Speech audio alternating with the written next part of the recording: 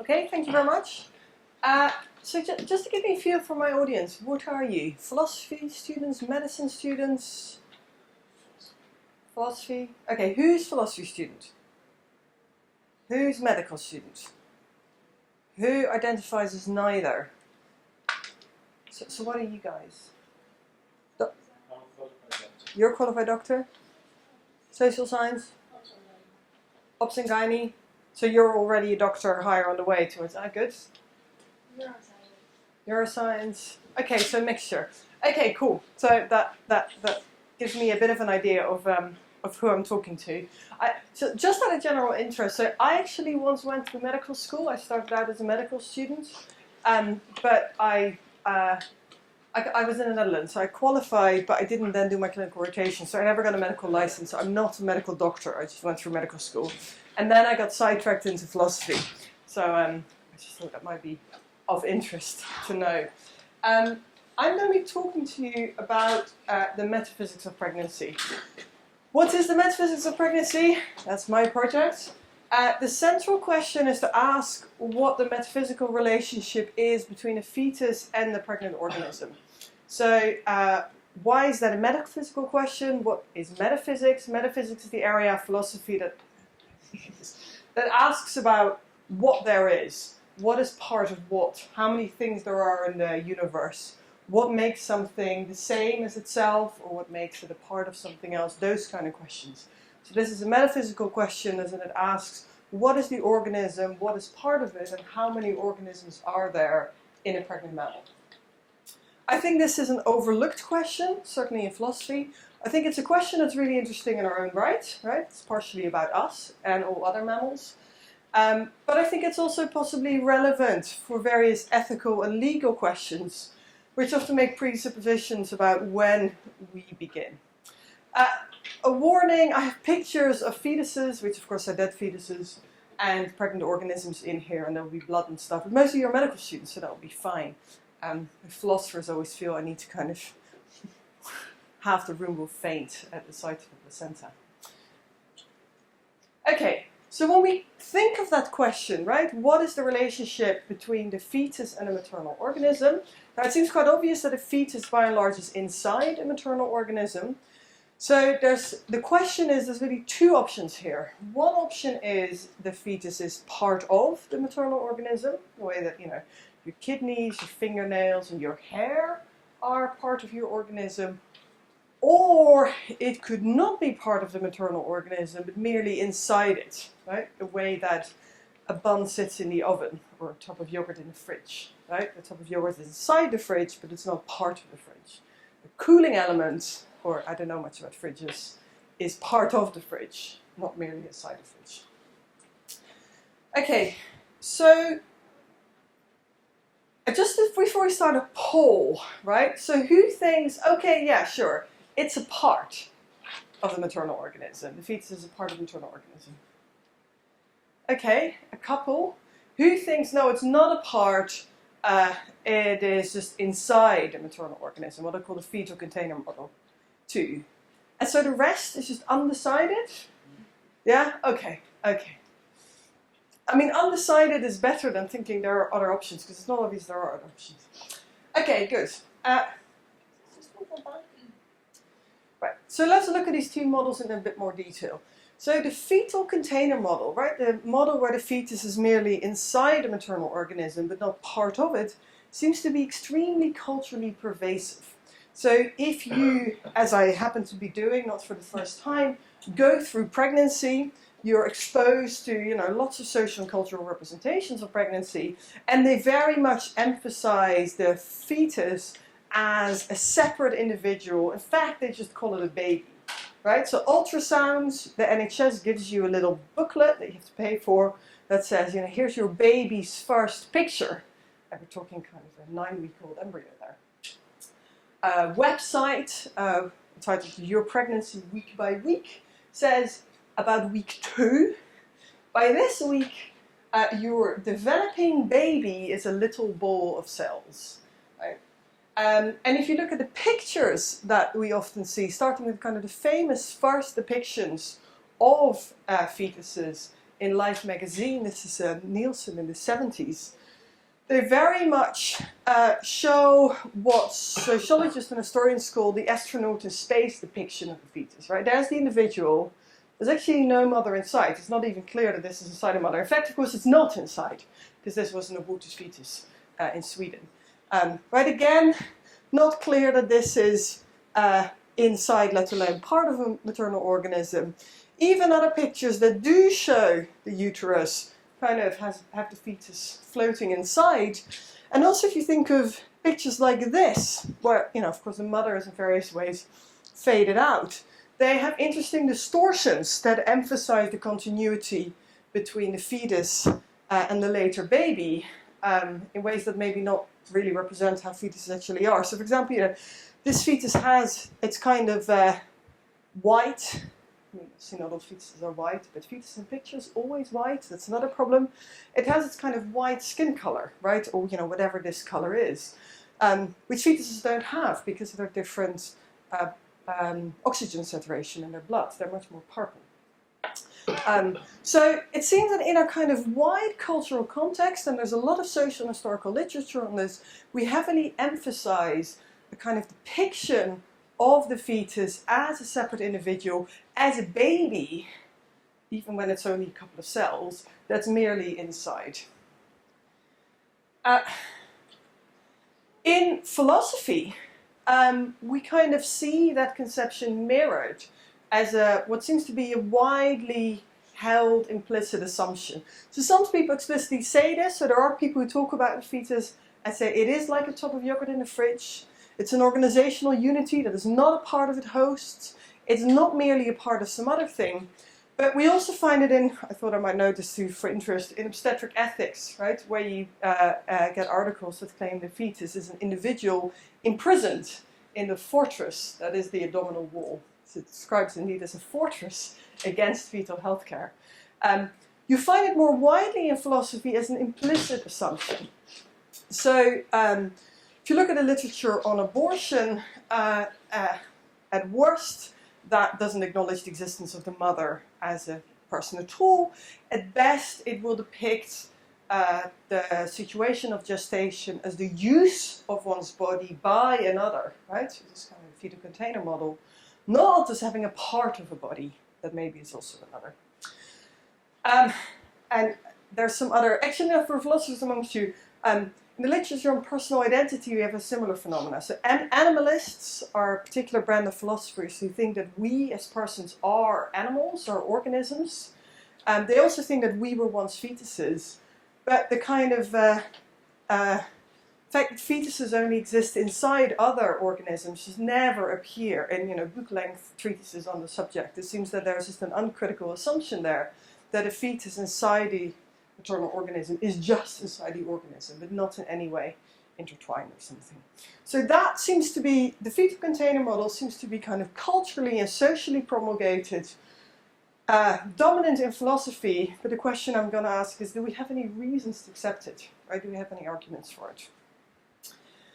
The alternative, the part-whole model, which is what I'll defend, seems to be kind of the underdog. So few people seem to explicitly even consider this view.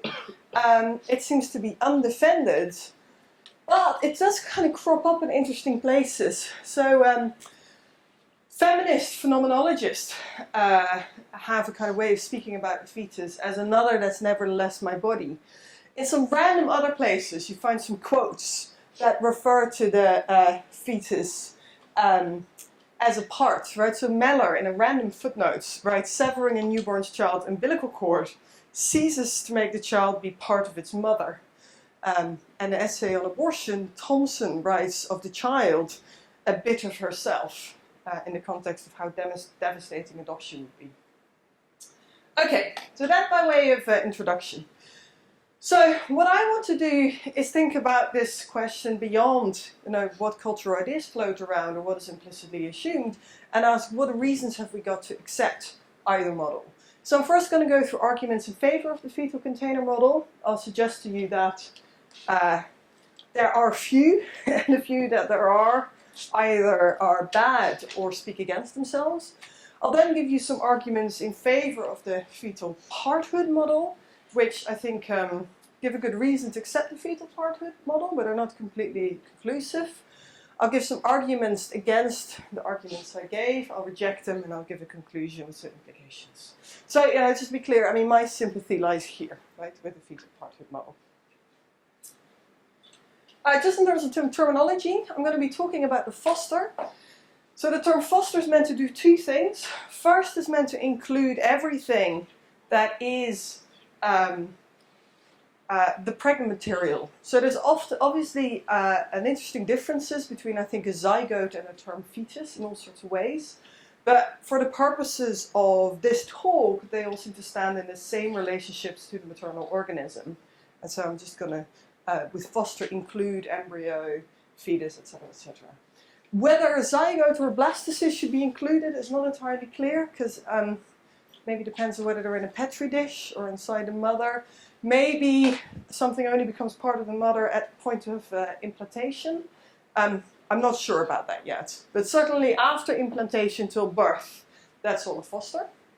The second thing is, I think it's a really open question what the boundaries of the foster are. Nearly everyone in philosophy seems to just assume that the fetus, as they often call it, basically is the later baby, right? It stops here at the umbilical cord. But of course, as you all know, a foster has much more, right? It has amniotic fluid, has an umbilical cord, has a placenta. I'm kind of going to leave ambiguous whether the foster includes all of that, or is just the fetus itself. And the other bit of terminology, if we're going to have medicalized terms, then let's also speak about the gravida, which is the pregnant organism. And just to stress that we want a consistent story here, right, for all mammals. I mean, this is not about persons, this is about organisms. So what we're going to say has to be consistent for humans, guinea pigs, mice, elephant seals, dolphins, but not kangaroos, because they don't have placental pregnancies. Okay, let's talk about the fetal container model. What arguments are there in favor of this, what seems to be widely assumed model or view? I think there are two. One is a kind of a not very well articulated intuitive argument, which I'm going to try and articulate and then dismiss. And the second is an argument by two people called Barry Smith and Barrett Brogard, which appeals to topology. So the intuitive argument goes something like this. As you'll see, this argument is highly focused on humans, which is the first reason to think it's dodgy, because, it's meant to also apply to mice. But there we go. It says, look, it's obvious that fosters or fetuses are a human. No human could be part of another human. Implicit in the argument, this is usually not stated, is that the gravida, or at least the human gravida, is a human, and so fosters can be part of a gravida. Now, what human exactly means here is unclear, but of course, if the argument is the whole, it has to mean the same in each term of the argument.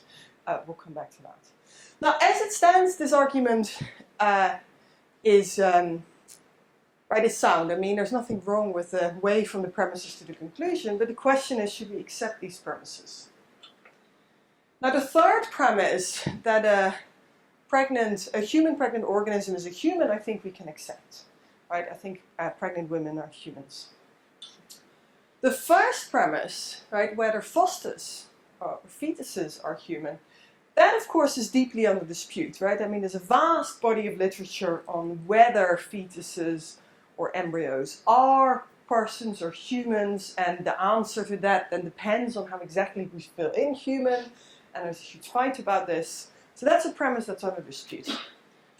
But what really interests me is what support there is for the second premise, that no human could be part of another human.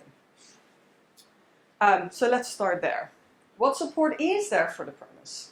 Well, of course you could say, well, look, I am not part of another human, and I'm a human, but that overgeneralizes, right? Socrates was a philosopher, he was also male. That did not mean that all philosophers are male, even though that inference has been erroneously made frequently, right? So that overgeneralizes. The fact that none of us is now part of another human doesn't mean that it could not be possible for humans, namely fosters, to be part of other humans. Perhaps slightly more strongly, people might say something like, but it's something about the kind of thing that a human is that means that humans could never be part of another human. Now, maybe humans are essentially individuals, or they're essential autonomous agents, or they're essential blah, blah, blah, something like that. Now, with that kind of premise, we first got to question whether, if you think that thing, whether you've really thought enough about fosters, right? Because fosters just are, if you think they're human, they're just quite unusual humans. They don't breathe, they're purple, they swim in a primordial sea, right? They're inside another human, etc. More importantly, at this point, it all starts to depend on what you pack into that variable human, right? So what you could do is you could just fix premise one, right? Fosters are a human. You could just say, look, I don't quite know what a human is, but it's just the case that fosters, all human fosters, all fosters of the human species, are humans, right? So that means that humans, quite obviously, aren't autonomous rational agents, because, you know, early embryos aren't autonomous rational agents yet. For example, right? It means that humans aren't essentially conscious. They don't essentially have independent bodies, because none of these things fosters have. So if you fix that fosters are human, then human is going to be quite a pared down notion of human. But then, of course, it becomes an open question whether, in virtue of the kind of thing a human is, no human can be part of another human. And moreover, that question depends on an empirical question, namely whether fosters are part of other humans, right? Because we hold fixed that fosters must be part of other humans. Then whether or not humans can be a part of another human depends on whether there are in fact humans that are parts of other humans, and the most plausible candidates there are fosters.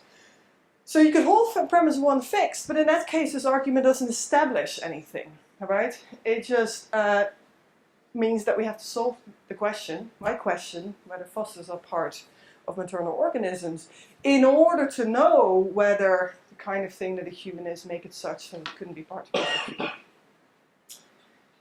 You could also go the other way. You could fix the second premise. You can say, look, I don't quite know what a human is, but whatever a human is, it's just in the nature of a human that it can't be part of another human. If you do that, you can do that. Then, of course, whether premise one holds, whether fosters are humans, becomes an open question that depends on whether fosters are, in fact, part of other organisms. Because if, you make it fixed that no human could be part of another human, then whether fosters are human just depends on whether they meet that condition of not being a part.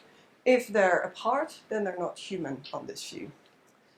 So what this shows us is that the so-called intuitive argument, as I labeled it, doesn't gain us any ground, right? It just begs the question. It just assumes in one of its premises that the foster isn't already part of human, or more plausibly, it's got very different notions of human in mind in the two premises. In the second premise, it's got some kind of rich notion of the adult individual in mind when it says no human is part of another human, whereas in the premise one, it's got a very different notion of human in mind.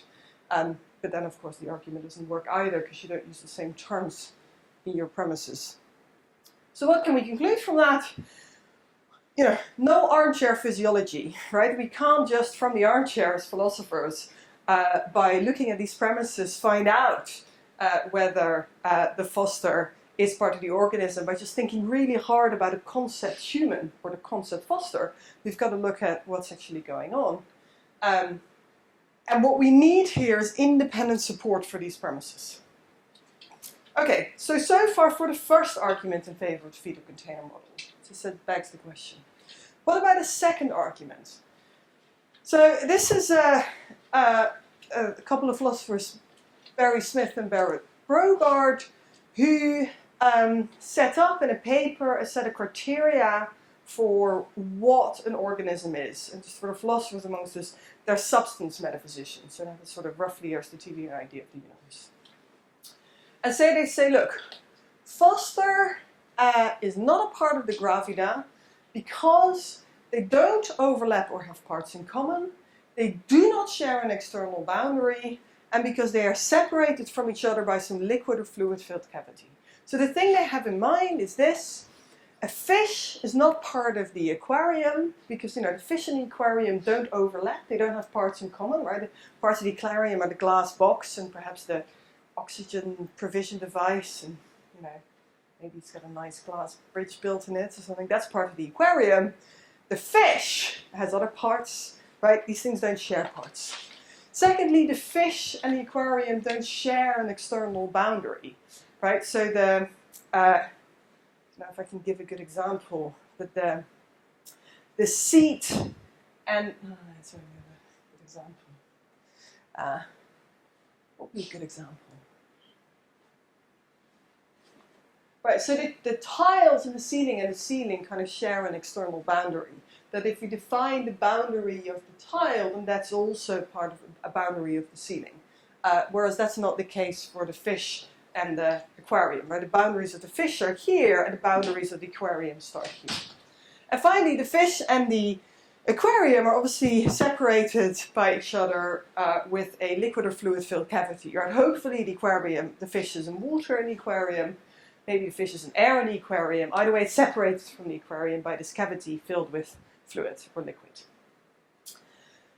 So they say these are the criteria for being a so-called tenant in a niche, which means you're inside but not a part. And Smith and Brogard argue the Foster meets these criteria. Now the problem is that just seems patently false. So the Foster and the rest of the gravida are connected. Right? They're connected at the umbilical cord, which just grows out of the foster into the placenta. They're connected at the placenta, which just grows out of or into, as you want to describe it, the uterine wall. And there are no clear external boundaries between the foster and the maternal organism. And equally, there's no separating cavity between the foster and the maternal organism. So although the foster is, of course, mostly suspended in amniotic fluid, which might be part of it, it's got this very important stalk, right, by which it's attached to the crest of the gravida. And that's, of course, a very familiar morphology in the human body, right? I mean, our lungs, our kidneys, our pancreas, these are all largely suspended in nice cavities surrounded by a nice membrane, a little bit of fluid, but are connected by that stalk. So that's a very familiar feature.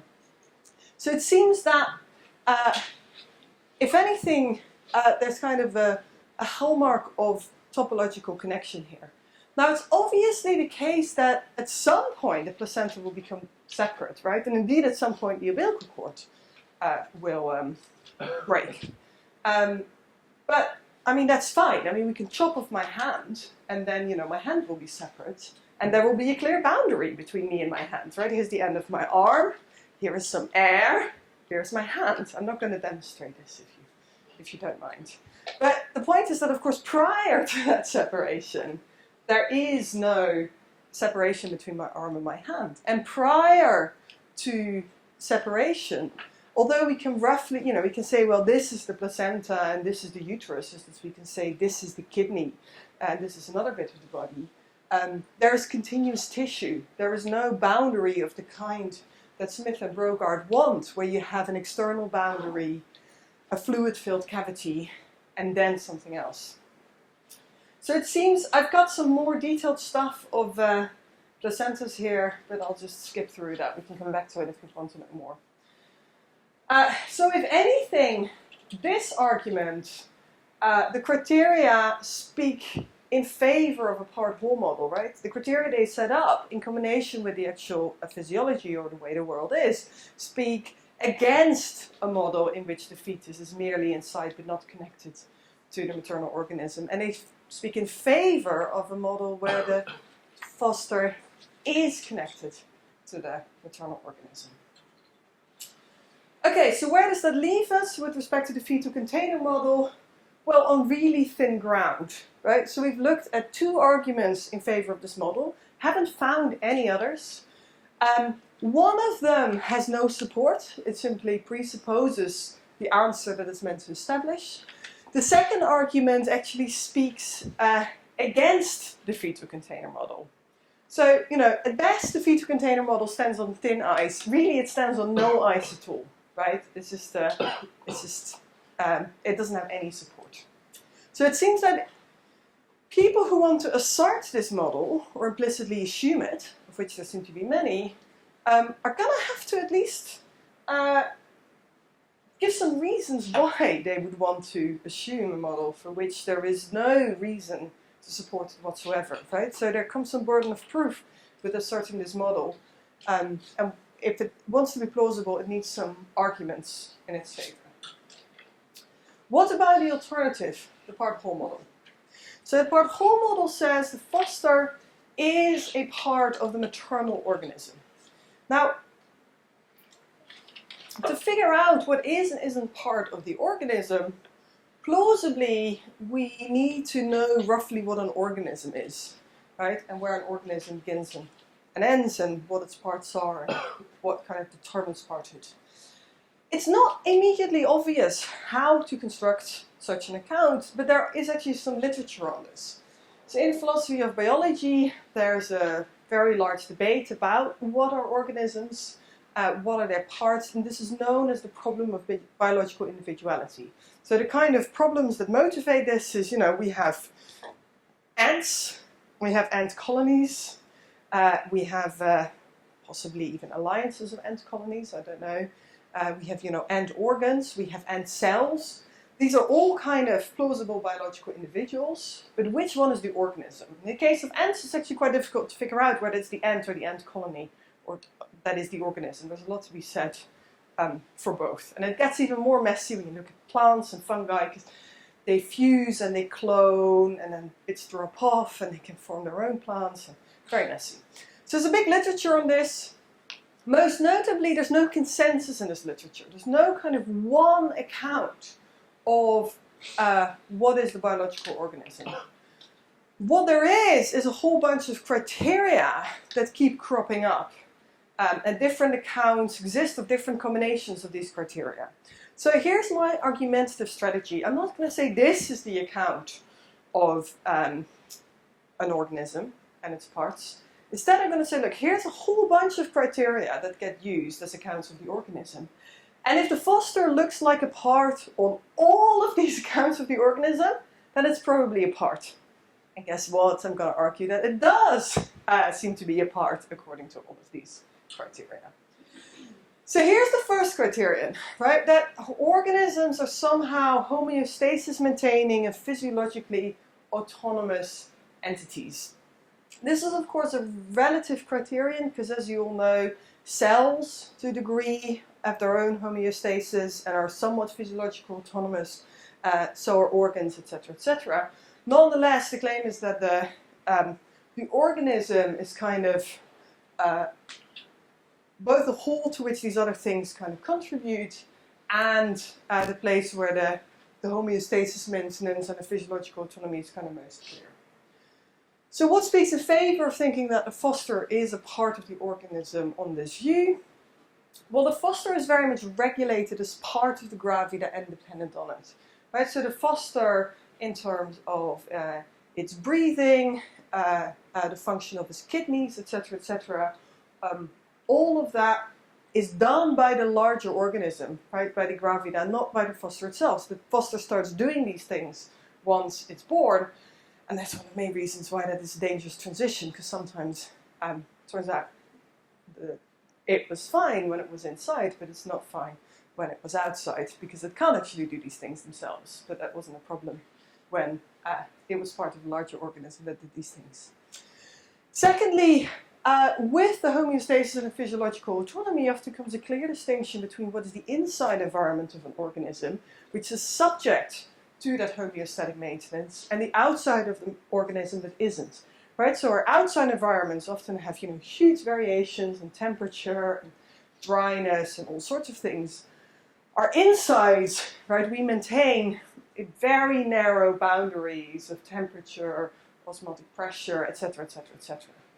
The foster seems very firmly part of that internal environment, right? It's kind of embedded in the uterine wall as part of the maternal tissue. Here's the second criterion that's often used, that organisms are metabolically and functionally integrated.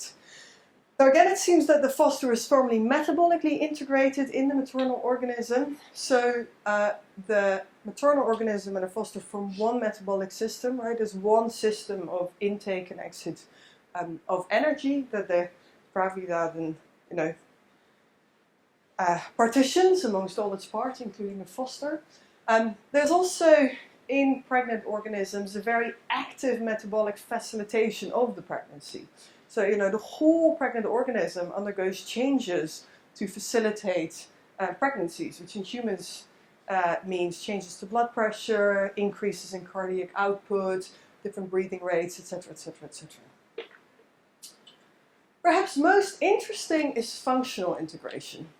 So, this seems to be one of the strongest criteria for being an organism, is to be a functionally integrated whole. And that is to say something like the parts of the organism work together to facilitate the functions of the organisms, right? So that's why a rapidly reproducing individual cell, also known as a cancer, is a problem in an organism because it undermines the functional integration, right? It doesn't work anymore towards the functional goals of the whole, but it's gone on of its own trajectory. Why is the foster a functionally integrated part of the pregnant organism? Because, like breasts and testicles and penises and all these other parts, it performs the reproductive function of the gravida, right? This is what female mammals do. They reproduce. How do they reproduce? By lactating, by ovulating, by having fosters.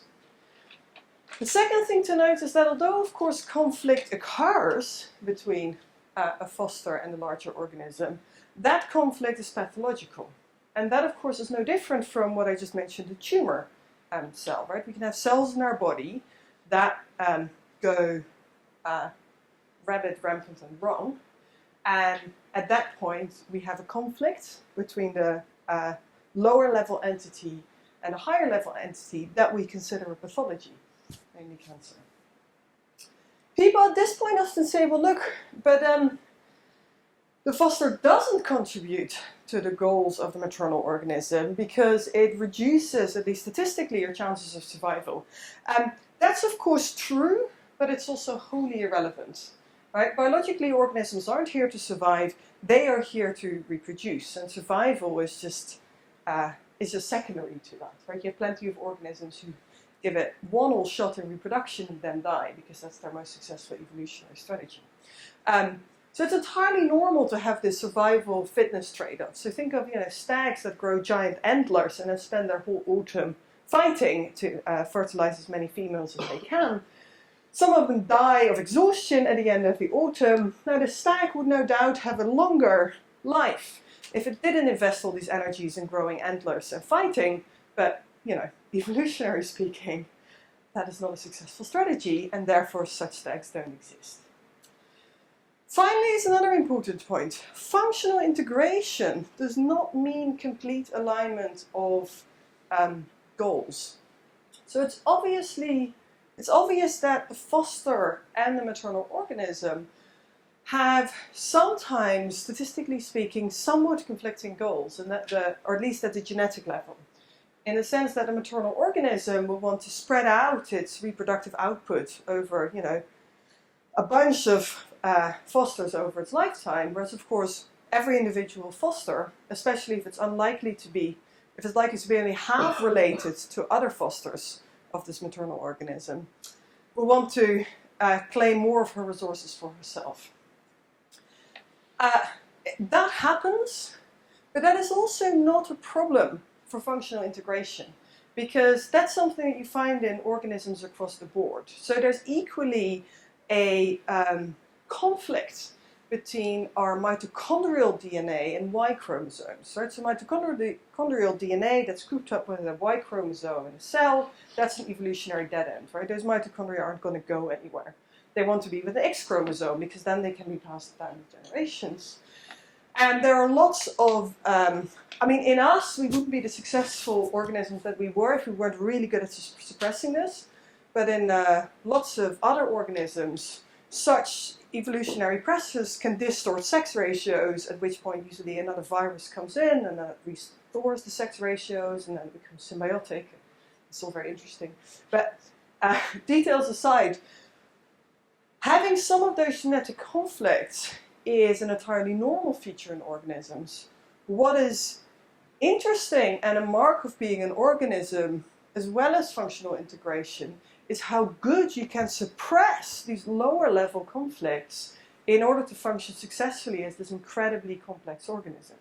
And if there's anything impressive about pregnancy, then it is how well the pregnant organism suppresses what is a considerable genetic conflict, right? 50% difference in genes between the foster and the rest of the maternal organism, without the organism effectively falling apart. So I think that functional integration firmly comes out in favor of thinking the foster is apart.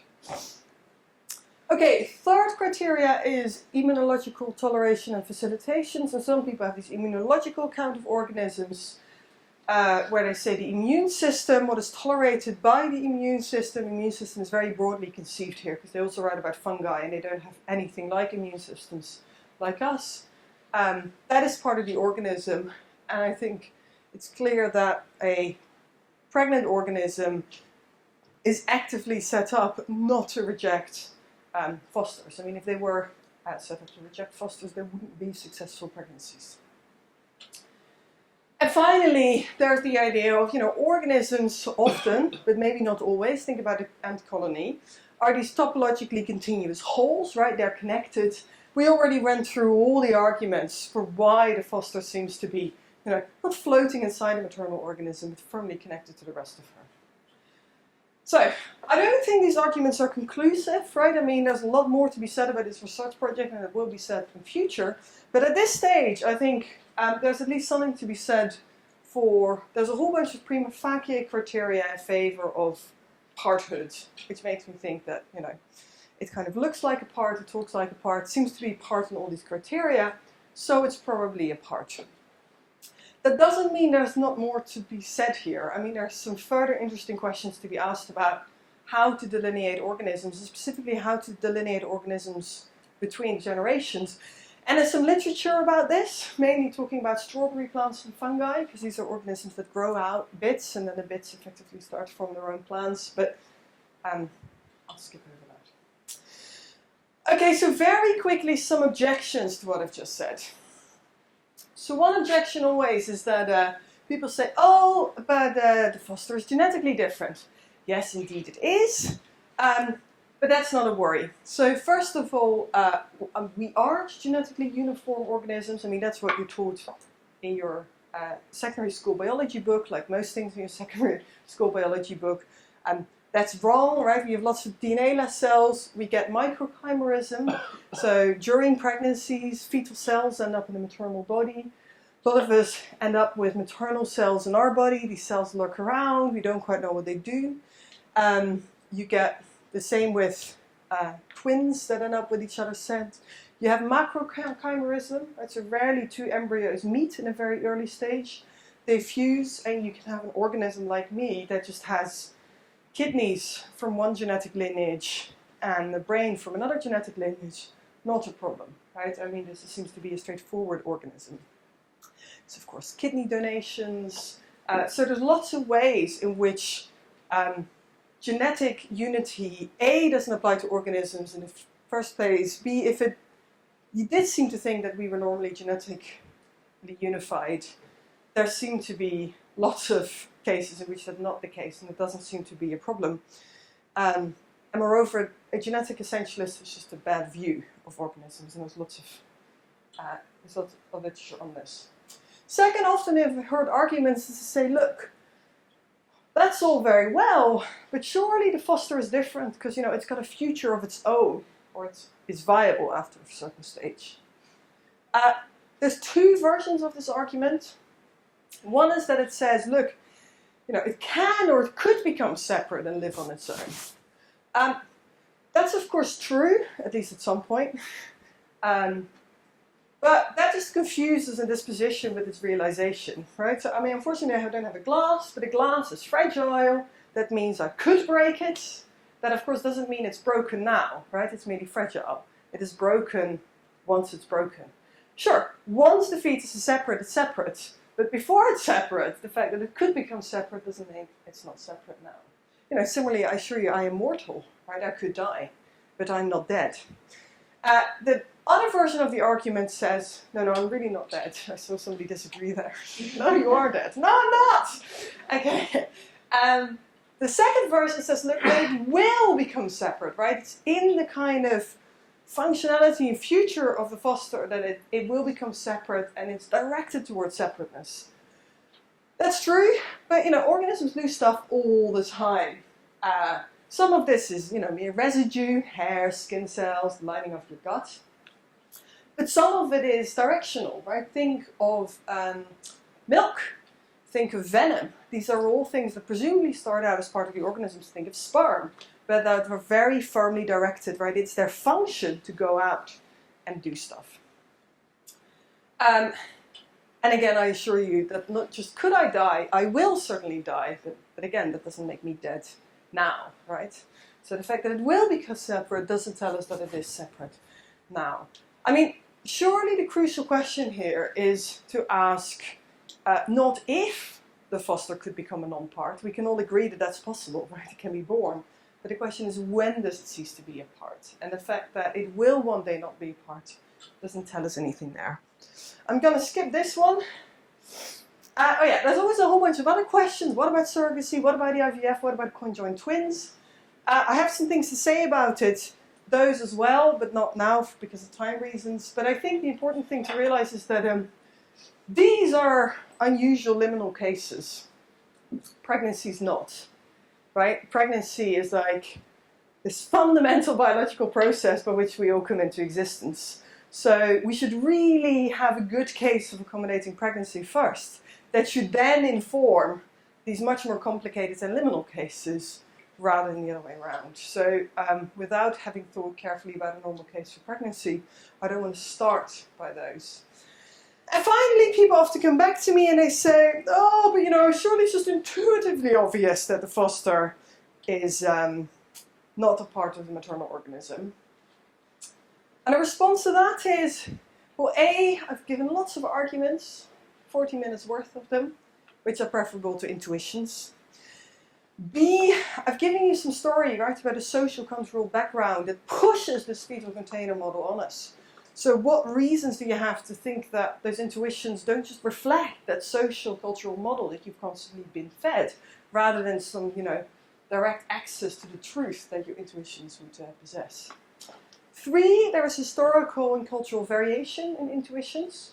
The Jewish Talmud, for example, says very firmly that the foster is a part in the context of a dispute over killing cattle. It's very informative, these cases. And, you know, the final question is, of course, well, you know, whose intuitions have been influential here? So here's a bunch of philosophers.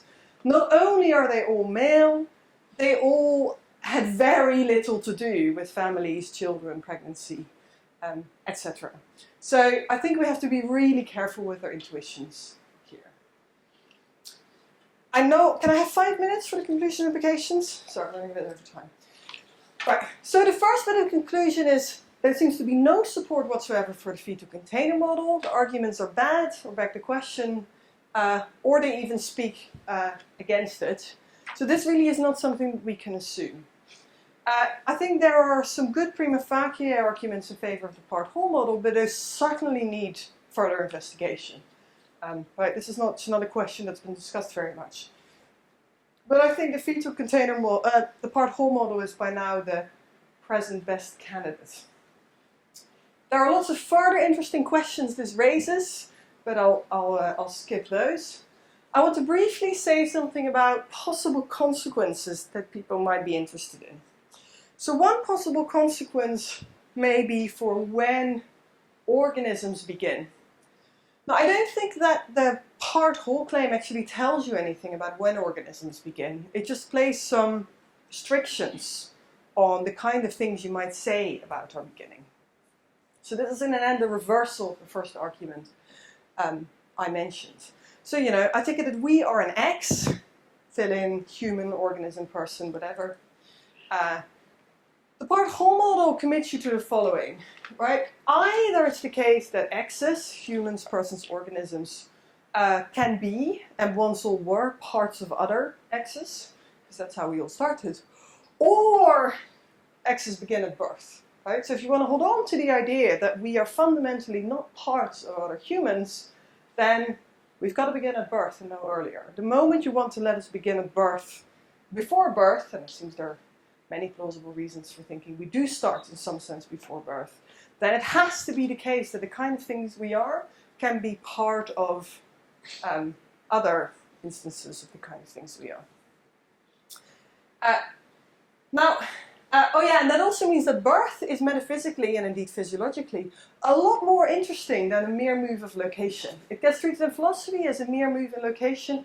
I think anybody who knows something about physiology thinks that there's obviously a lot more to this, right? I mean, this is a massive physiological change. I have this picture up here because you can kind of see the color difference quite nicely between the... this is not my offspring, by the way. Keep my offspring of the internet. So this is a random picture of the internet of a generic baby looking very pissed at being out of its nice environment. But I think you can see some of the color differences quite nicely. There's, of course, you know, this whole other thing that comes out that's frequently overlooked, plus the blood, plus the fluid. This entity has to undergo lots of physiological changes in these couple of minutes, which, you know, don't always go right. On my view, this is also metaphysically a very interesting procedure, right? So something doesn't just move location, but it goes from being a part to being something that is not a part.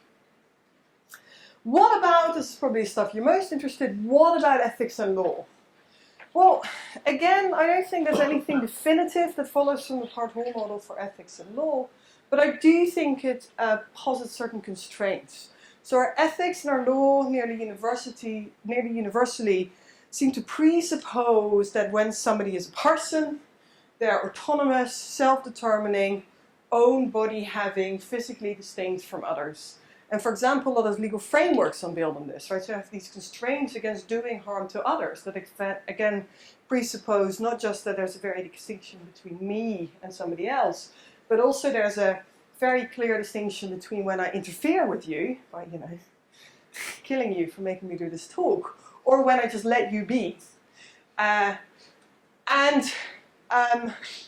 think the part-whole model makes clear that it is very unclear how, if at all, you could apply such context to the situation of one entity being part of another entity, because by definition, autonomy can't be kind of neatly portioned out to humans there. And the idea that a constraint against doing harm to others, where it's even a question whether there's another here, seems really difficult to apply to a situation where not only is there no physical distance between the people, but there's also just no ability not to interfere with another, right? So, I mean, I can let Sherry be. I can't let I have a fetus. I can't let my fetus be, right? Well, I could. I mean, I could get somebody to cut it out of me. But I am constantly interfering with the foster, and the foster is constantly interfering with me, right? Every heartbeat. So it's really questionable what we should do with our moral and ethical guidances there, whether they should be completely rewritten. And I think, again, it's important to stress that pregnancy is not some weird liminal human condition, right? I mean, pregnancy is just bog standard human beingness, and the fact that our laws haven't been written for it is not a problem of pregnancy, but it's a problem of our laws not being written for this very normal human condition. It also means that fewer inferences are licensed. So frequently people want to say something like, look, the foster is something, say a human, therefore it has a right to X, or something else. Whether this inference holds depends on whether the inference from being human to having a certain right presupposes something about the separateness or autonomy of humans, which it very often does. Okay, one more consequence. Are there any consequences for persons? Right. So far I've talked about organisms, but what about persons? Well, There's obviously a lot to be said about the relationship between organisms and persons. It's not at all clear that we are organisms, although we seem to be at least hanging out in the vicinity of human organisms. So a lot more would need to be said before you can say something, except if you're an animalist. So animalists think that we are organisms, that we were once fetuses, and so by the part-whole claim, animalists are committed to the view that you were once part of your mother. And for those of us who have offspring, that our offspring once were part of us. I think that's interesting because that sets up some interesting questions about personal identity, right? What is the relationship between you and your parts that go on to be other humans?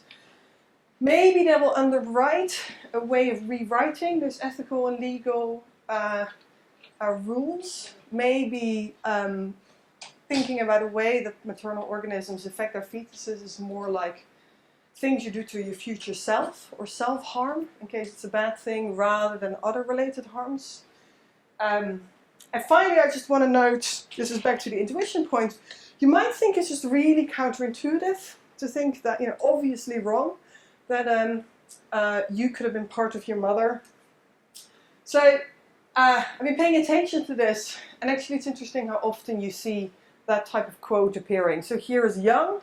Later I look with wonder at my mushy middle and at my child, amazed that this yowling, flailing thing, so completely different from me, was there inside, part of me, right? 1984. And recently somebody alerted me to a 1790s poem which says, she longs to fall to her maternal breast, part of herself, yet to herself unknown. So it is not obvious that this is so counterintuitive, at least to some people. And the nice thing of the part-whole model and the animalism is that you can give this a literal reading rather than, I think, what is now often blindly assumed, a metaphorical one. I think that's it. Thank you. Sorry, I did overrun. Sorry for overrunning. Thank you. And we have a comment from Dr. Sri Dada, who is a consultant obstetrician at Fetal. So she knows what she's talking about. Thank you for that very kind introduction, and thank you for a fascinating talk. What I wanted to add was the clinician's perspective, and it's fantastic to see some ONG trainees, some medical students, and lots of philosophy students as well as others here. So I'm trying to keep things simple from the perspective of a working clinician. And I think without a doubt, it's very well clear that there's a complex relationship between mother and baby. But where do we stand and how does that affect our day-to-day working lives, as it were, within the shop floor? Well, rather than looking at fertility in itself, which can be influenced by existing maternal factors and paternal factors, I think what's interesting from the starting point is the element of recurrent miscarriage, and that can be early or late miscarriage. What is it within the mother that stimulates the body, her body, to reject the fetus per se? And there are several different factors, ranging from immunological factors right through to chromosomal abnormalities within the growing fetus that can cause it, and in fact infection. So there's a whole range of factors for us to consider when we're looking at the complex relationship between mother and baby at those stages. But even more so than that, actually, within a successfully implanted pregnancy, first things often that mothers say are the symptoms of pregnancy relate to hormonal changes, so nausea and vomiting. It's the most common manifestation of the pregnancy influencing the mother's body overall. And again, that hormonal change can be seen throughout the pregnancy. For example, maternal conditions such as rheumatoid arthritis, ulcerative colitis, which pre-exist the fetus, can actually be influenced by the pregnancy, and often those are maternal conditions that improve during pregnancy and can have a long-lasting effect after pregnancy. So again, it's an interesting impact of a 9-month duration of pregnancy overall. But equally, it goes both ways. So if you think about the good side of some medical maternal conditions improving, equally, the 9-month stress of pregnancy can give us an insight into the mother's health as it will be in 15 or 20 years' time. So, maternal conditions such as gestational diabetes specific to pregnancy alone, or preeclampsia can directly develop by the pregnancy itself, and often the treatment, therefore, is related to the timing of delivery. Okay? So again, that's the impact of the fetus on the maternal mother's health, and it gives us a snapshot of what the mother's health could be like in 15 or 20 years' time if lifestyle measures, dietary advice is not thought about at that time and afterwards. But the other thing is, what about maternal health's impact on the baby? So pre-existing conditions such as diabetes or in fact chronic hypertension, which may precede the pregnancy, can have an impact on the baby's growth. Right? And again, that can affect the time of delivery. So again, you can see this very complex relationship developing depending on maternal health at the starting point of pregnancy and the history around maternal health in previous pregnancies. So, for example, if someone's had a miscarriage already, they're far more likely to reject their subsequent pregnancies. And we know that 1 in 4 pregnancies end in miscarriage. So these are all the kinds of things that we need to consider when we review our patients. But if the baby's owned by the mother, what about Lewis's disease? Okay. So that's an interesting one because we can actually intervene as physicians and we can prevent rejection of the baby by giving rhesus anti-D injections. Okay? And that's where healthcare has got a real impact in terms of pregnancy. But again, that factor does exist. So clearly, the baby's got a mind of its own, as it were. Okay? So the father's antibodies can proceed and override the maternal immune function per se, causing an immune response from the mother, okay, to try and reject the baby. So these are the factors that we need to think about. I guess one of the things, just picking up on definitions, was around what we mean by abortion and what we mean by stillbirth. At what point do you consider the baby to be a separate entity, i.e. able to survive in the external environment? But that's always going to be a very difficult ethical and physical challenge. Each baby grows very differently in its maternal environment. Generally speaking, the cut-off we're looking at is 24 weeks. So the legal definition of an abortion is a child, baby, fetus that's delivered before 24 weeks. That doesn't mean to say that that child may not show signs of life, but its chances of survival and its chances of not having long-term morbidity and mortality is greatly reduced because of the gestation and the impact of the gestation. Beyond 24 weeks, even 24 plus 1 days of gestation is deemed to be a live birth, so a preterm birth. So it's very black and white in terms of the law. But let's dig into what we mean by abortion a little bit more. If we think of termination of pregnancy, which we perform as clinicians, if you look at the legal definitions and criteria for termination, actually there is a loophole there that can mean that you can actually abort a pregnancy in this country up to 36, 37 weeks, and that is for the benefit of maternal, physical or mental health. So that again comes back to how reliant the baby is on the mother physically and mentally further on in gestation. Just 2 more points. Firstly, around delivery.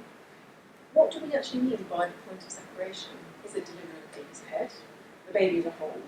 Is it cord clamping, which we artificially do, or is it placental separation, which happens physiologically within about an hour or so of delivery, in the majority of cases? There are cases where the placenta is stuck, and we mechanically need to remove the placenta where safe to do so. So at what point do we separate the baby from the mother? It's an interesting dilemma. And the other point is around the point of actual delivery. I mentioned medical diseases, and often it is us as medical practitioners who are forcing women into labour so that they can deliver early for the benefit of their health or potentially the benefit of the baby's health.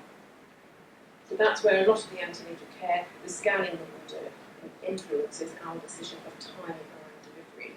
And remember, the placenta doesn't tend to grow, but the baby does.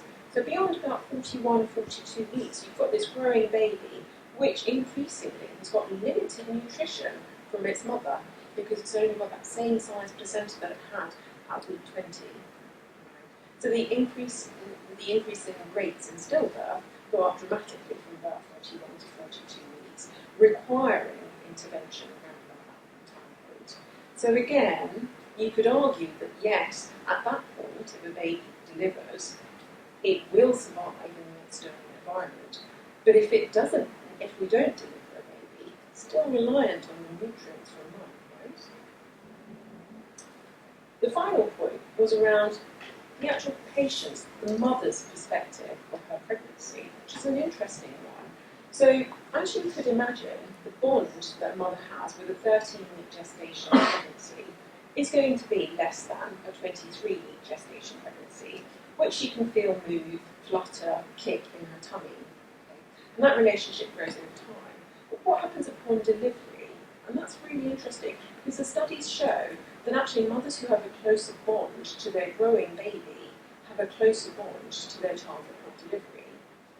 But whether that changes with the first child, where everything is new, pregnancy is a new experience, you go away, you read up, you avoid caffeine religiously, etc., versus by the time this is your third child, very difficult to quantify.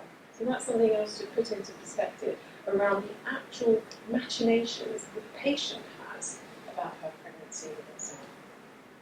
So I think I'm going to stop there, but I hope that gives you a different perspective into some of the dilemmas that we come across on a daily basis.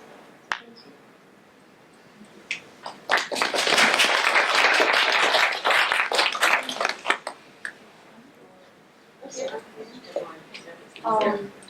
So the floor is open for questions. Yes, I think whether it's helpful to think a bit more about breastfeeding. We don't want to go into areas like conjoined twins or IVF. I mean, breastfeeding is a very sort of natural case where, surely we have two organisms, functionally linked, and all sorts of things we can think about. I mean, the baby gives cues to the mother to breastfeed, so the two organisms are affecting each other. The fact that they're physically connected doesn't mean that we don't have two organisms here. Even with conjoined twins, I'd say you have two organisms even though they overlap. But also issues to do with, being a fetal container. Now, I put up my hand fetal container not because I believe it, but because there are only two options. To call a pregnant woman a fetal container just because, in my view, she contains the baby is like calling a breastfeeding woman, a milk supplier.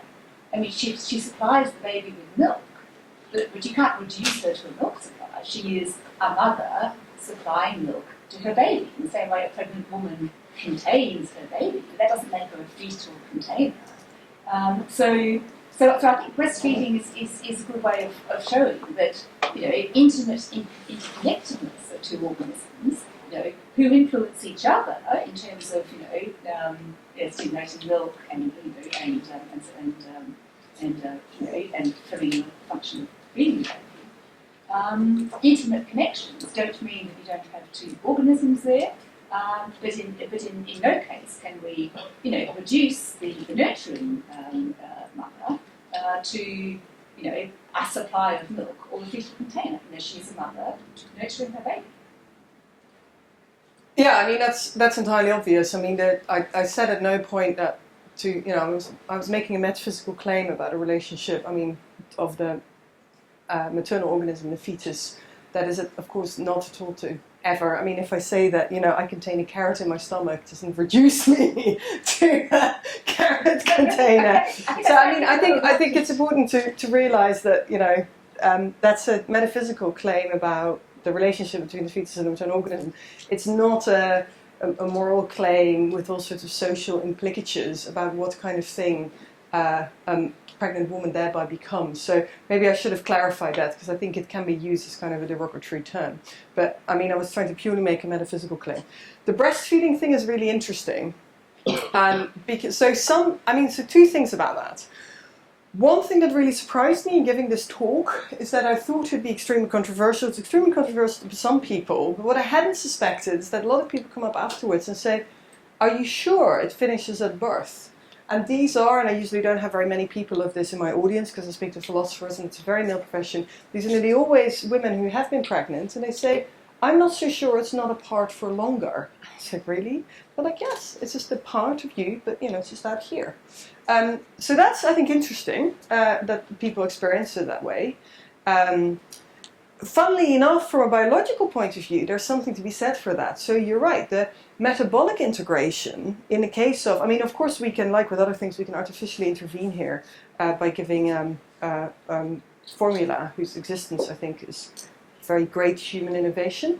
But in the case of exclusive breastfeeding, the fetal maternal, the baby at that point and the mother remain one metabolic system, and the way that the direct feedback happens between them is also very interesting in that it seems quite immediate, right? So there's this mutual regulation and adjustment of the milk supply. Pregnant women also say interesting things about this, that they know, not quite sure why, possibly by just the pressure in their breasts, basically when it's time for their baby to feed. So all sorts of interesting things are going on. And interesting, if you speak to philosophers of biology, they push me on other things. They say, because they're not really interested in things like topology, right? Because they're so familiar with ants and fungi. They're really interested in the functional aspects. And so they say, but wait, aren't you giving a wider argument that we should think that there is more to be said about intensive nurturing relationships between parents and offspring,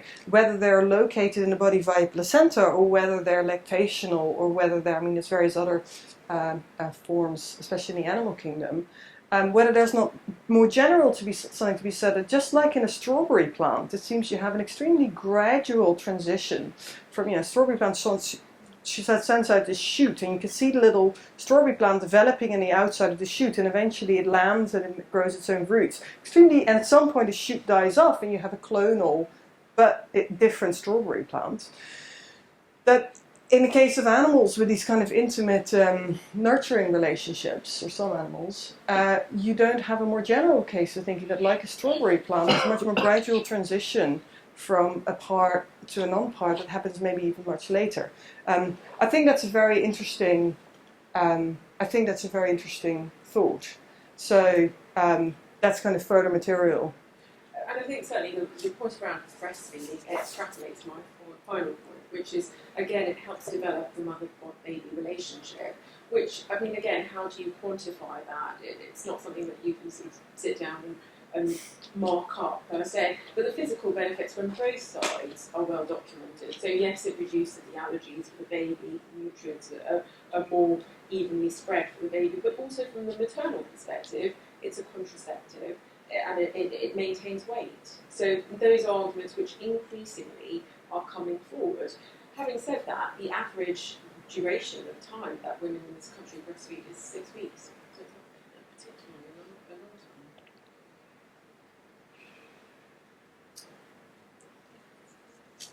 time. I've got I really enjoyed it, thank you so much. Thank you. I've got two kind of ideas that I was thinking about while you were talking. I don't necessarily think I could argue them out, but they're just more thoughts. Firstly, it's often that you refer to the foster as part of the mother, and I was wondering about whether there could be an instance where you would refer to the mother as part of the foster and reverse the relationship, and I'm not really sure how that would fit into your model. It's a very nice question. It's a very good question, yeah? But quickly, secondly, when you said that biological organisms aren't here to survive, they're here to reproduce. I meant not morally, right? But from an evolutionary perspective. Turning that around as well, could it be that the determination isn't on the organism to reproduce, but the determination of another organism to be born? Okay, let me grab both things. I'm not sure I quite get the second, but maybe it flows out of the first. So, you're absolutely right.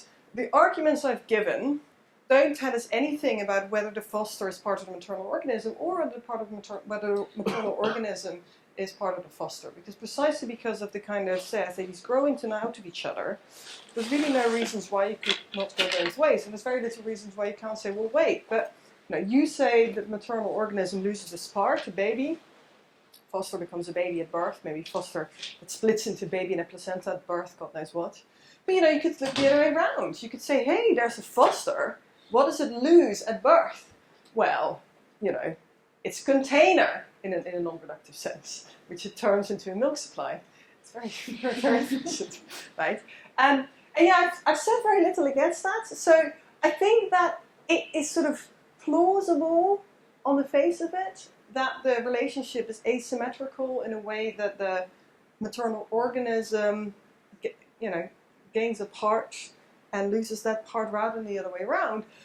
But that's not very much. And here's one way you could go. Can I just have the board? So this is for philosophers amongst you, especially. So here's one way you could go. You have a woman, right? Conception happens. I don't know. There's a magic wand. And now, kaboom! What we have is a pregnant woman, right? And this organism constitutes two entities, right? So philosophers will be familiar with, if you have a statue, then you kind of have a lump of clay and a statue. And some people say the lump of clay constitutes the statue. Why? Well, because you could kind of crumple up the statue and then the lump of clay would survive, but the statue will be gone. But equally, you could chop off an arm and then the lump of clay would kind of be gone, but the statue would survive. You could replace the arm of the statue. So you could say, well, look, this thing constitutes two organisms, mother and foster. And so what happens at birth? Right, we have different persistence conditions. Mother loses baby and placenta. Foster loses surrounding organism. So we have a mutually constituting entity with different persistence conditions. And then you would have different kind of metaphysical models of mutually constituting parts, and it gets very messy. I'm waiting for somebody, it might be a next step to develop that. But that's certainly a way you could go. And another way you could go is you could go for some kind of overlap model, where you do have separate entities, but you have to share parts. I think that's weaker, but I think this is quite interesting. And that maybe ties in with your second point, that maybe to think that the purpose of the maternal organism isn't to reproduce, but that this is, really, that what we really are just you're going to like this even less, the disposable body of our eggs, in my case, your sperms. So, we're basically just dead material. What is really there is our eggs and our sperms, and the rest is just kind of residue material that is there to move around these eggs and these sperms, to deliver them and bring them in contact with the opposite entity, to gestate, so that really the dominant perspective lies here. You could go that way. You'd have to do quite a bit of work, because there is plausibly something to be said about us being organisms that have gametes, rather than think that it's all in the germline. But yeah, this is all part of further things you could do. So good stuff. And I think actually both of those points relate to interesting issues that we've come across in relation to surrogacy, for example, where actually the baby is a constant, as is the womb environment in which it grows, but it's not necessarily the same womb environment as the egg that it originates from. Okay? So that would be one example. And secondly, actually, if you look at recurrent miscarriages, generally speaking, it's male fetuses that are less able to survive in the womb environment. So that's a naturally known factor for some reason, and that is seen throughout pregnancy, even at birth. So male babies tend to feel stress more physiologically and pathologically than female babies. So it's one of the factors I actually look for at cesarean section for fetal distress, for example, whether it's a girl or a boy, because I know the impact of the problems at labour will be more so in a male baby than a female baby at the same gestation. Yeah, thanks, that's fascinating. So again, it's just a question to see what you think about this. It's thinking about personal identity. I'm wondering if you know word by the perfect subject. So, and it's a little bit related to what you were talking about. So if you build this idea that you can have a wooden ship, you can replace every single part of it, you still have the same ship, right? But all the parts were replaced. He uses that to build the idea that there is no such thing as personal identity. There is just this psychological and physical connectedness with the future and the past. And then, so I guess in this case, the fetus and the mother are physically, there's a lot of strong physical connectedness. But for our, what's more important is the psychological connectedness. So I wonder if you thought about that and what that implies. Yes. Or as another. I mean, this is a place that I do want to go at some point when I'm going to look a little bit more about personal identity. But I think two things. So first of all, I mean, in general in philosophy, right, there's a tendency to prefer psychological accounts of personal identity, where we get these kind of thought experiments of transplanting brains and stuff, and most of us go with our brains. I actually have some suspicion of those types of arguments because I think they're often rigged. I mean, they're answered by philosophers who happen to be really invested in their brains. I think, if you're an international runway model or Usain Bolt, you might be somewhat less invested in your brain and somewhat more invested in your body, for example. It's not surprising that philosophers only care about their brain. The examples are always about pain, and pain is like exclusively psychological, about its experiential notion. So I have some suspicions of those types of thought experiments. I think if you had different ones, we might well be wanting to go more with our body. So that's one thing. So I think, yes, it is the case that once you're interested in forms of connectedness, psychological and physical, then what you get is exactly maybe that there is connectedness with both your offspring part, so as a pregnant woman, with both your future offspring and, the mother. And in a way that makes sense, certainly in a way that if you do things, if you smoke or you drink or you eat healthily, right, you are affecting both these future agents by kind of these self-affecting actions. And I think in many ways it can be quite helpful to think of them just that way, that you just have multiple futures to affect, rather than this notion that there's like self and then this imaginary other, which doesn't really seem to work for the way these actions are structured. The other thing I think is interesting is that philosophy is full of these kind of examples of brain transplants and brain splitting, whereas we seem to have this very interesting case of splitting right in front of our noses, right, called birth, where people do go through this 9-month process where they have, these multiple futures to consider. So I think there's a lot more to be said there. Of course, Parfit also has these notions or these possibilities of us going through crisscrossing, right, identity diagrams. So yes, I want to go places with that, but I haven't defended a particular view yet. Is that? There was a question there that I think was going for a bit. Sorry. Hi. Thank you very much for the lecture. Very interesting. It's not really a question. I don't know what's going. Just like from everything you've explained, metaphysically, functionally, yes, they are well integrated. But integrality, we know that the mother and the fetus, they don't. There is a separation between them. The minute the placenta starts growing into the uterus, there is a medical condition that can kill the mother starting up. It becomes an abnormally adherent placenta. So, from the embryological development of the fetus, there is always a separation. The umbilicus has the Watkins membrane surrounding it. And at separation, when there is adherent placenta, you have to physically separate it like the other speaker said, away from the mother. Yes, there are fetal cells in the maternal system, and it helps a lot in getting other things. But when they are becoming physically adherent, the pathological stage is starting up. So looking at it physically, and what as technology has found that now, there is that separation. But metaphysically and all the explanations you've given, there is no complete severance.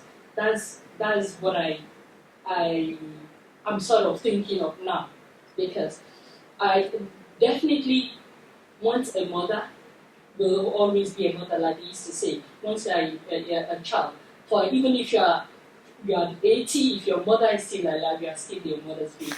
And you are still, the connection will always be there once it started. But looking at the physical and biological thing, they are two organisms coming together, but not completely meshed together. Yeah. Good. So thank you very much for that. I think that's really interesting. So, I mean, I'm going to have to look more at this because the way I understood it, so I immediately agree. If the placenta is too invasive, then we have a problem, right? But then we also take that to be a pathological condition, right? Just like if you have, other cells in your body that become too invasive, we also have a problem. Whereas, as I understand it, a normally developing placenta is still, connected with the uterine tissue because it remodels the maternal blood supply. So it needs to be not too invasive, but also not invasive enough. So as I understand it, these versions of preeclampsia happen when the placental, the trophoblasts haven't sufficiently remodeled the maternal blood supply, so that the capillaries aren't wide enough, etc., etc. So, in a sense, I guess I'm inclined to say that look, there is connection, but like everywhere else in the body, right, the connection needs to be at the right level, not too much, but not too little either. Which is a very different thing from the sort of notion that people have in mind when they seem to think here's surrounded by a membrane, there's kind of no connection. But it also points towards another thing, and I think both the physical argument and the experiential argument you gave is that there's something weird about this project in that it sets up this very dichotomous notion, and that's because metaphysicians really like dichotomies. They really like something either is part of the table or it isn't, but they don't like things that are slowly ceasing to be parts or something like that. And biology is full of things that are slowly ceasing to be alive or parts, or basically almost anything in biology is gradual.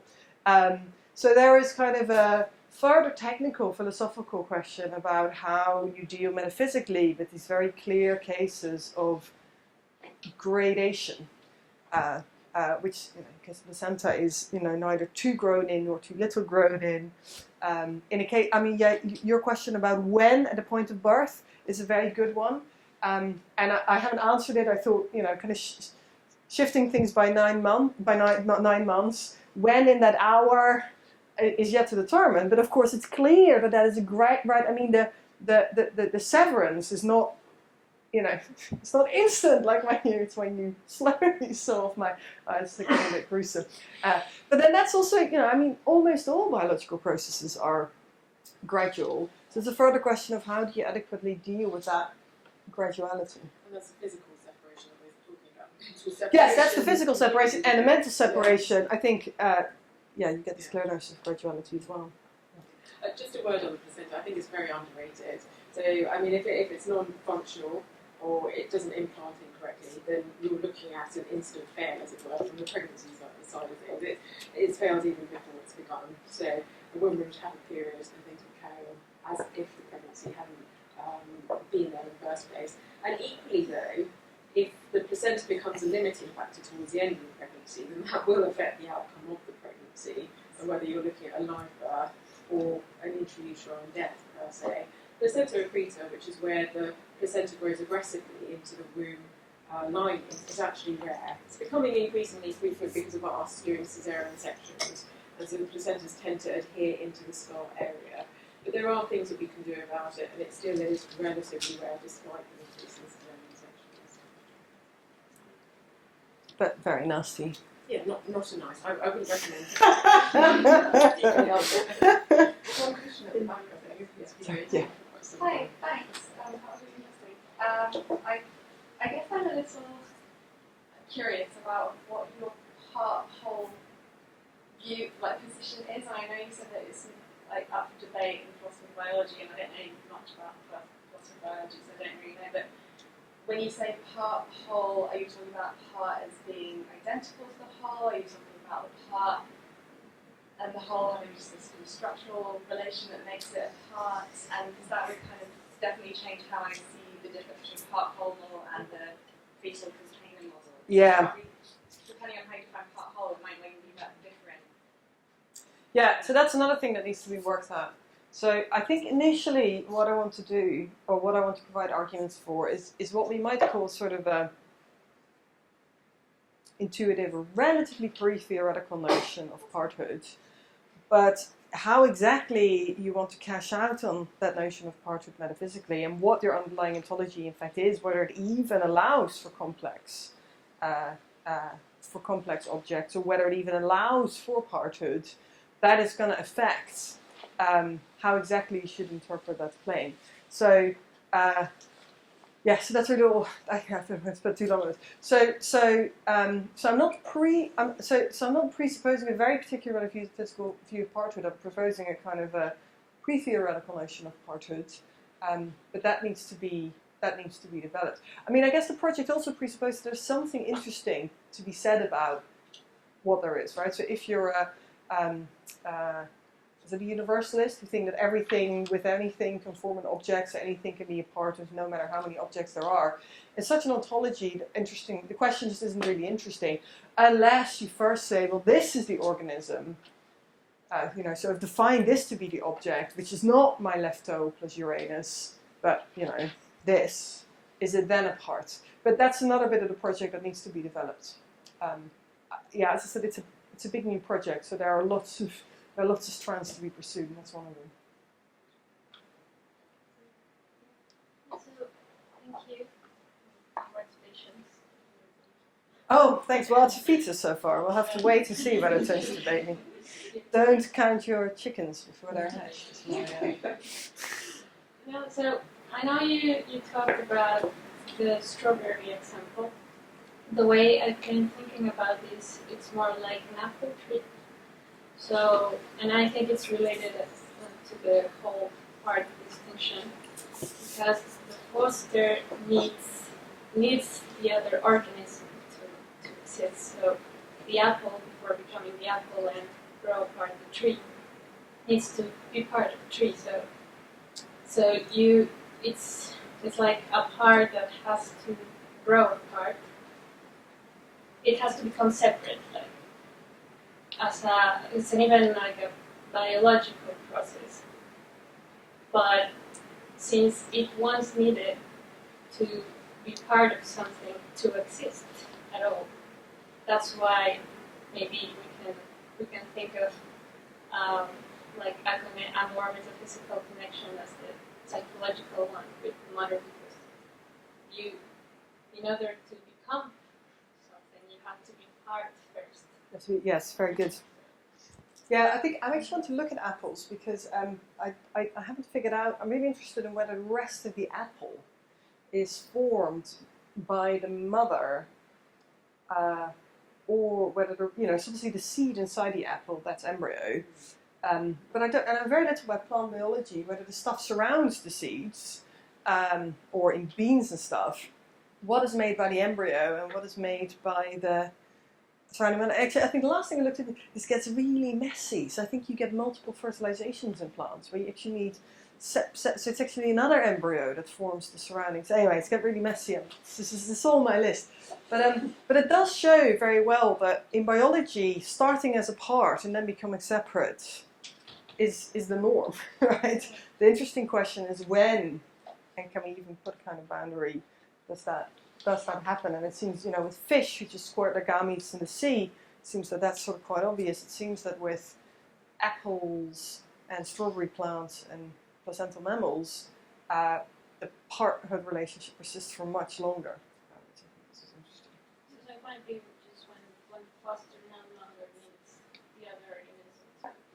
Yeah, except that means if your mother's still alive when you're 80, you're still apart, because I think most parents you speak to think, wow, are your children independent at the age of 33?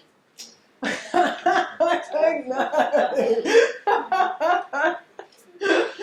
I don't feel particularly independent. So, Well, we are running out of time, so on that note, let me make a few announcements about upcoming things. sorry, you go there. Stuff.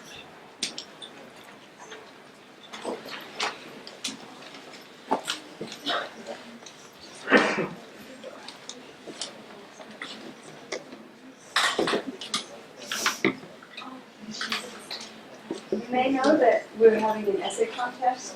Due date is 7th of November. The topic is immortality, would it be worth it? You can find out more about it on our website, philosophyofmedicine.org. And to help you with that, we have two things. We had the last book 2 weeks ago by David Galloway on mortality. And we have just, that is, Nate has just uploaded the video from that. So if you missed it, you can watch it. Might give you thoughts about immortality. And also David is running a reading group, which is this same time, well, roughly same time, starting 4, next Thursday, and goes to 6, and it's on the Strand campus. And next week, right after that media reading group, we're going to have a film screening of the film Highlander, which is about immortal people. I haven't seen it, but you can find out about that on the website. And, that's that. Okay, next colloquium, just 2 weeks from today, is on delusional reasoning, what's irrational about it. That one is going to be same time as this one, 4:30 to 6, but on the Strand campus. So in King's Building, on the first floor under the ground. Find out what's irrational about thinking you were Captain America. Okay. Thank you all for coming, and let's give our speakers another round of applause.